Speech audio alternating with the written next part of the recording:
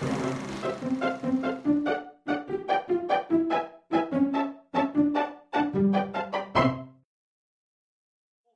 nuo jūsų. Pirmas žodis?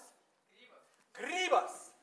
Grybas stovėjo prieš mano akis, jisai buvo baravykas, visas prinokęs ir labai su didelė kepurė. Todėl aš taip apsidžiaugiu, nes dalyvauju čempionate grybų rinkimų. Ir žinoma, šiais metais labai daug dalyvių iš užsienio privažiavę, iš rytų Europos, iš vakarų Europos, iš centrinės Europos.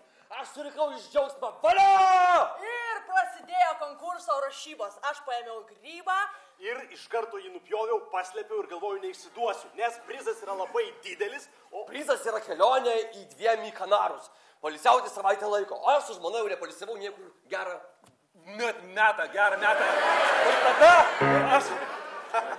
Pusmetėlį, tik tai, o pusmetis mums yra labai daug, nes mes atostogavom kokius, tai pavyzdžiui, per metus kokį vieną sezonėlį, tik tai mažiuką. Žinoma, priėjo labai daug interesantų prie to grybo, iš karto sako, o, kur radai, kur kepurė, kur centimetras, kur užžymėti reikia? Kazlų rūdoje, sakau, Kazlų rūdoje radau tą grybą. Tas grybas, žodžiu, jie irgi visi pradėjo ieškoti ir ką jūs savo galvojat Priėjo prie manęs ir sako, jūs tikriau.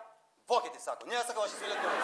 Aš esu lietuvis, nes nesako toks tikslumas ir viskas. Ir kažkas žiūri pribėgo, sak tą grybą į šlovę ir bėga. Ir iš karto tokiu greičiu. Jaučiu, kad aš negaliu net pavyti. Ir matau, kaip mano kanarai tolsta kartu su to grybu po velniu. Aš pradėjau vytis, tu galvoji. Tas į Baltarusiją nubėgo. Aš iš Maskvos į Baltarusiją irgi. Irgi bėgu, užklimpau. Užklimpau ir mane suėmė Baltarusiją, aš neturėjau paso, su savim paėmęs ir kišo į kalėjimą. Į Mogiliovo kalėjimą, sėdžia Mogiliovo kalėjime. Ir su grybu savo tuo atsisėdė. Nes aš jį atsikovojau, pasirodo tą grybą. Ta gryba ateina žmona pas mane, tuk. Atidaro, sako, ką tu čia išdarinėjai? Aš sakau, grybus džiavinu. Žodžiu, tarsi juokas, ne juokas, bet jinai su kažkokiu tai Lenku sako, o mes į Kanarus. Važiuojam. Žodžiu, jeigu tu radai grybą, tai dar nereiškia, kad nukeliausi į Kanarus. Hey!